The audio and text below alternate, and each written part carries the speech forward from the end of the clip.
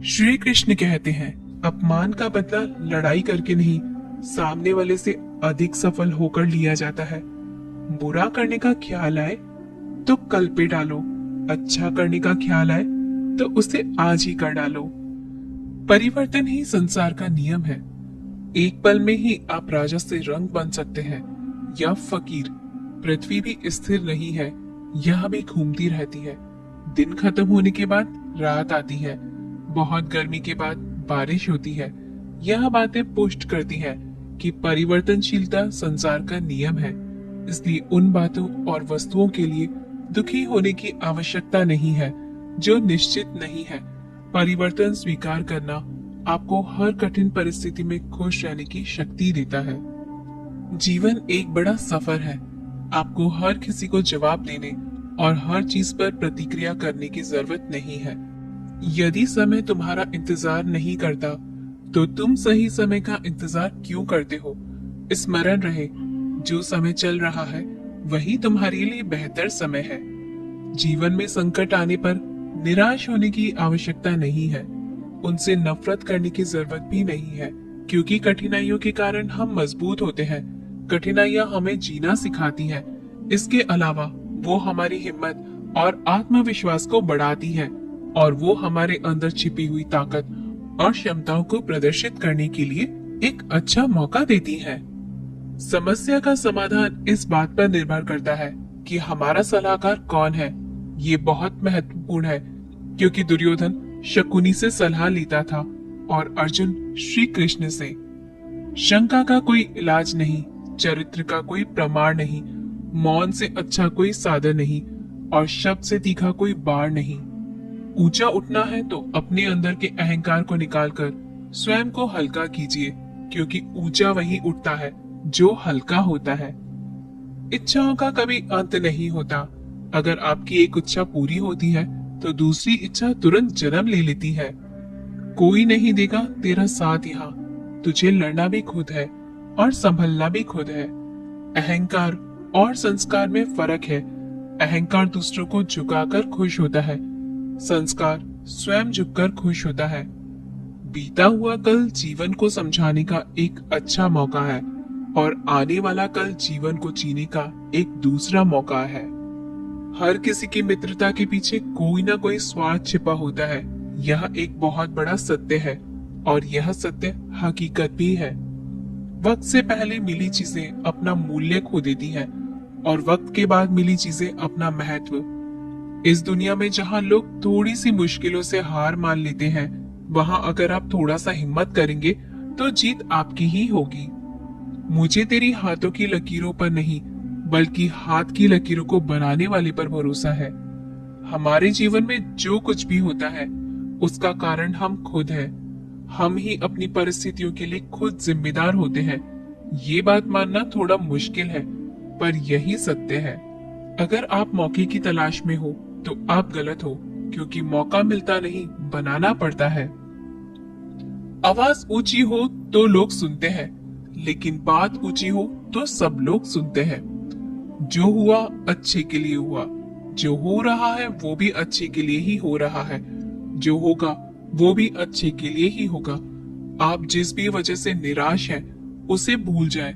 वर्तमान में अगर कुछ आपको बहुत दुख दे रहा है, उसके पीछे निश्चित ही बहुत अच्छा कारण छुपा हुआ है। इसलिए न भविष्य और न ही पिछले बीते हुए समय के बारे में सोचिए।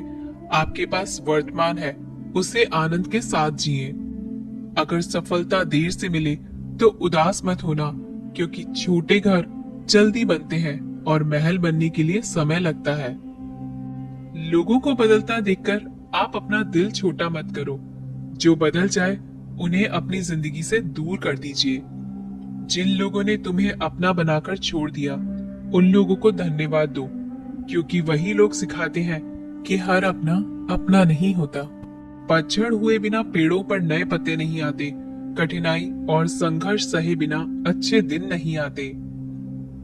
मैदान में हारा हुआ इंसान फिर से जीत सकता है, लेकिन मन से हारा हुआ इंसान कभी नहीं जीत सकता। एक समय की बात है, एक बहुत ही महान संत अपने शिष्यों के साथ बैठे हुए थे और उन्हें उपदेश दे रहे थे। तभी उन्होंने अपने शिष्यों से कहा, क्रोध इंसान का सबसे बड़ा दुश्मन है। क्रोध करने वाले व्यक्ति खुद को हानि पहुंचाता है, लेकिन दूसरों को भी हानि पहुंचाता है। वह प्रतिशोध की आग में चलता है और अपने जीवन को बर्बाद करता है। उनके उपदेश खत्म हो जाने के बाद उनके शिष्यों में से एक शिष्य खड़ा होता है और उसे बोलता है, तू एक ढोंगी है। तेरी बातें मनुष्य के रहन सहन से विपरीत है। तू जो भी कहता है उसे अपने जीवन में अनुसरण नहीं करता और दूसरों को यह सब करने के लिए कहता है।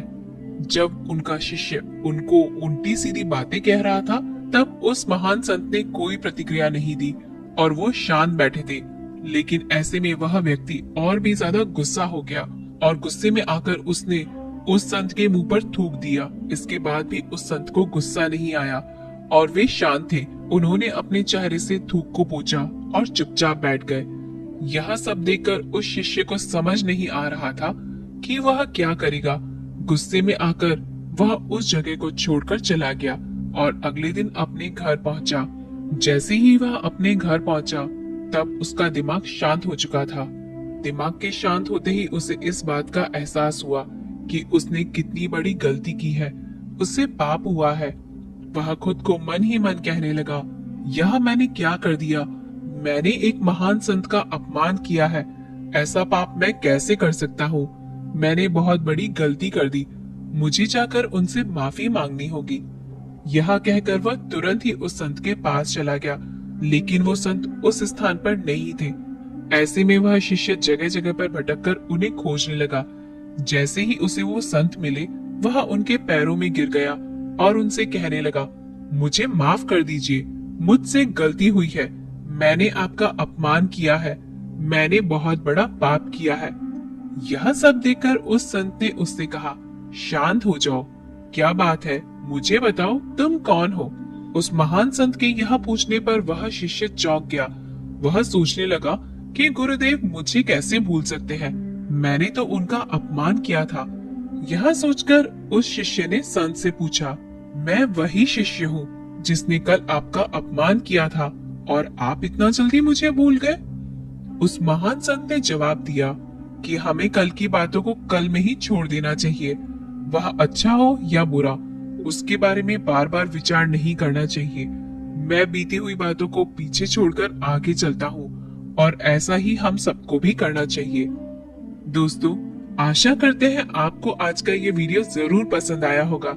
अगर आपको यह वीडियो पसंद आया हो तो इसे लाइक जरूर से करें और ऐसे ही जीवन बदलने वाले वीडियोस के लिए हमारे चैनल को सब्सक्राइब करना न भूलें।